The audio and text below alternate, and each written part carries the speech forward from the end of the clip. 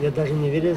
Заполняют документы и не верят своему счастью. Семья Нигматуллиных – одна из 6, кому сегодня одобрили так называемую сельскую ипотеку. Будущую двушку в Лаишевском районе покупают для своих 3 детей. Нам понравились условия этой ставки, поэтому мы хотели сразу поучаствовать в этой программе. Пока еще не сданы дома, мы уже строят.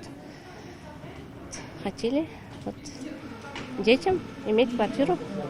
Госпрограмма по сельской ипотеке заработала в России с этого года. Льготная ставка до 3%, сумма кредита до 3 миллионов, срок погашения до 25 лет включительно. Взять сельскую ипотеку могут и городские жители, а направить деньги можно как на строительство, так и покупку жилья. Главное, чтобы оно было в сельской местности, либо в малых городах с населением до 30 тысяч человек. Обзавестись недвижимостью могут практически все желающие, независимо от места жительства. Хотя, конечно, есть и ограничения. Нужен первоначальный взнос в 10%. Получить льготу можно только один раз в жизни, а продать удачно приобретенное жилье можно только через 5 лет, даже если кредит погашен раньше. Есть определенный перечень жилых комплексов, если, например, человек приобретает именно квартиру, то есть эти жилые комплексы находятся на земельных участках, то есть только в этих жилых комплексах можно приобрести. Соответственно, дома либо земельные участки можно приобрести в любом районе. Недополученный доход банкам компенсирует государство. Программу курирует Федеральное министерство сельского хозяйства. Идею льготного кредитования для строительства жилья за городом поддержал пока один банк. Сейчас в республике больше 5000 тех, кто хочет получить эту ипотеку.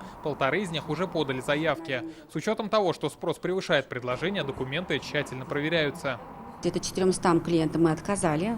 Отказы у банка, как обычно, там мы ориентируемся на кредитную историю. Должна быть положительная кредитная история, однозначно финансовые возможности должны быть для погашения кредита, и другие критерии. И также ровно такое количество, где-то порядка 500 заявок, они находятся на рассмотрении на разных этапах. Отметим, что строить самим нельзя, только по договору подряда. Сегодня в Татарстане 11 застройщиков и 14 подрядчиков прошли аккредитацию. Их список можно уточнить на сайте банка. В Татарстане на сегодня выдано 8,5 миллионов рублей. Задача программы – привлечь жителей в село. Благодаря ей к 2025 году свои жилищные условия могут улучшить более 200 тысяч российских семей. Рамиль Галиуллин, Данил Филатов, ТНВ, Татарстан.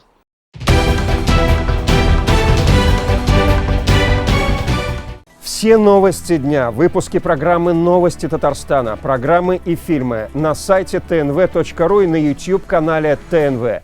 Подписывайтесь.